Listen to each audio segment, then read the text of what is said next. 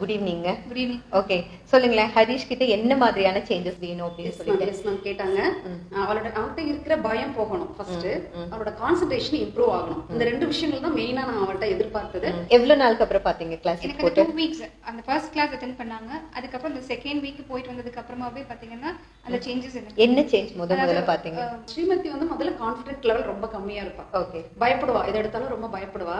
But இப்போ வந்து பாத்தீங்கன்னா டியா கோர்ஸ்ல நான் சேர்த்து விட்ட பின்னாடி அவளுக்கு கான்ஃபிடென்ட் லெவல் ரொம்ப இன்க்ரீஸ் ஆயிருக்கு. சோ அகாடமிக் சைடுல உங்களுக்கு இம்ப்ரூவ்மென்ட் அதிகமா தெரியுதா, பிஹேவியர் சைடுல தெரியுதா? ரெண்டுலயுமே தெரியுது. பிஹேவியர் சைடு பாத்தீங்கன்னா எல்டர்ஸ்க்கு ரொம்ப ரெஸ்பெக்ட் கொடுக்குறோம். அந்த ரெஸ்பெக்ட் கொடுக்கிறது, யாராவது பார்த்தா அந்த வணக்கம் சொல்றது, அது வந்து it was amazing for me. ஏன்னா நம்ம எவ்வளவு தடவை சொல்லியிருக்கோம், வந்தா யாராவது வீட்டுக்கு வந்தா கிரீட் பண்ண அப்படின்னு சொல்லிட்டு, but he was not doing it.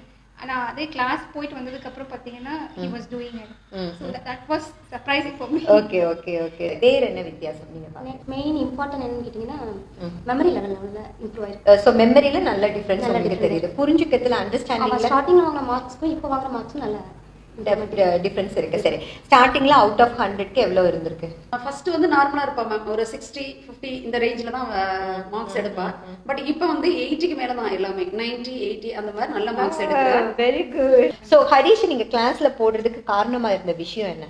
Main thing is concentration. அது கம்மியா இருந்தது. அதாவது he'll sit for a 5 minutes தான் கான்சென்ட்ரேட் பண்ணி படிப்பான். அதுக்கப்புறம் நீங்க என்ன பண்ணாலும் he'll not sit. அதுக்கப்புறம் உட்கார வைக்க முடியாது ஹரிஷ்.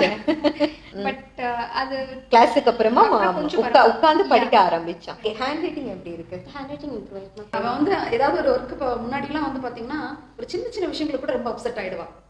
அவளால பண்ண முடியல. ஒரு சம் போடுறான்னு வச்சுக்கோங்க, அந்த சம் வந்து சரியா வரலைன்னா உடனே அழுதுருவா, அடுத்த ஸ்டெப் எதுவுமே மூவ் பண்ண மாட்டான். அந்த மாதிரி இருப்பா. இப்ப அந்த மாதிரி இல்ல, என்னால முடியும், நான் ட்ரை பண்ணுவேன். அந்த ட்ரைன்ற வேர்டே இப்பதான் மேம் வந்திருக்கு. ரொம்ப சேஞ்சஸ் மேம், நிறைய சேஞ்சஸ் இருக்கு. ரொம்ப ஹாப்பியா இருக்காங்க. ஓகே, அது இல்லாம வேற என்னென்ன சேஞ்சஸ் நீங்க பாத்தீங்க? இல்ல ஒரு இதை படிக்கணும் அப்படின்னா அந்த டைம், அந்த எடுத்துக்கிற டைம் வந்து முன்னாடி வந்து ரொம்ப ஜாஸ்தியா இருந்தது, இப்ப கம்மியா இருக்கு. ஓகே, சோ படிப்பாத கம்மி டைம்ல சீக்கிரம் படிச்சு முடிச்சிடுற அப்படின்னு சொல்றீங்க. ஓகே, சோ பிஹேவியர் சைடும் சேஞ்சஸ் கிடைச்சிருக்கு, அகாடமிக் சைடும் சேஞ்சஸ் கிடைச்சிருக்கு. ஃபர்ஸ்ட் நான் டியா கோர்ஸ் போறதுக்கு முன்னாடி எப்பவுமே அனிமல்ஸ் பார்த்து எனக்கு பயமா இருக்கும். அப்ப சில பேர் அனிமல்ஸ் அடிப்பாங்க, நான் சும்மா இருந்துருவேன். சரி அடிக்கட்டும் எனக்கு என்ன அப்படின்னு சொல்லி விட்டுருவேன். ஆனா இப்ப அனிமல்ஸ் அடிக்கும் போது தட்டி கேட்கணும். சோ வேற என்ன பிஹேவியர் சேஞ்சஸ் நீங்க பாத்தீங்க? Almost he keeps his things clean. அந்த எடுத்து வைக்கிறது, அவரோட திங்ஸ் எடுத்து வச்சுக்கிறது, ஸ்கூலுக்கு போயிட்டு வந்தா பேக்ஸ் ஷூஸ் எல்லாமே வந்து சம்வாட் அங்க இங்கன்னு த்ரோ பண்ணாம ப்ராப்பரான பிளேஸ்ல எடுத்து வைக்கிறது, இதெல்லாமே அந்த பிஹேவியர் சேஞ்சஸ் அத நீங்க பாக்குறீங்க. டியா மாதிரியான கிளாஸ் இல்லாம போயிருந்தா ஸ்ரீநிதி பெருசாகும் போது என்னென்ன நெகட்டிவ்ஸ் எல்லாம் அவகிட்ட இருந்திருக்கும்? கண்டிப்பா அந்த பயம்ன்றது அவட்ட இருந்துட்டே இருந்திருக்கும்.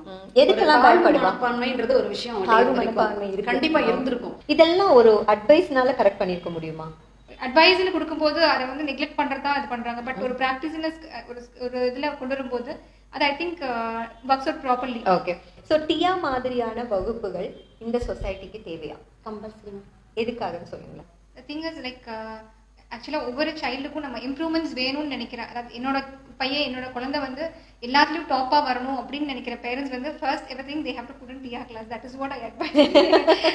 தி திங் இஸ் நம்ம எல்லாமே வேணும்னு நினைக்கிறோம், ஆனா அந்த குழந்தைக்கு ஒரு பாத்வே நம்ம தான் கிரியேட் பண்ணிக்கிறோம். as a parent it is our duty to create a path. அந்த ஒரு ப்ராப்பர் சேனல் ப்ராப்பர் ஏஜ்ல நம்ம கொடுத்துட்டோம்னா I think that will help for them எல்லா விதத்துலயுமே. கண்டிப்பா இது வந்து ஒரு வரப்பிரசாதம். இது எல்லாருமே கண்டிப்பா இதை வந்து யூட்டிலைஸ் பண்ணணும் அப்படின்றதான் என்னோட ஆசை. ஒவ்வொரு குழந்தைகளுக்குமே இது கொடுக்கறது வந்து பசங்களுக்கு வந்து பின்னாடி நம்மளால என்ன செய்ய முடியுமோ என்னன்னு தெரியாது. பட் நம்மளா ஒரு பேரண்டா குழந்தைகளுக்கு வந்து ஒரு கொடுக்க முடியாத ஒரு பெரிய பொக்கிஷனா அது இதா தான் இருக்கணும். இது கண்டிப்பா கொடுத்தோம்னா கேரக்டர் வைஸா இருக்கட்டும், அவங்களோட ஸ்டடி வைஸா இருக்கட்டும், எல்லாமே வந்து நல்ல இம்ப்ரூவ்மெண்ட் இருக்கு.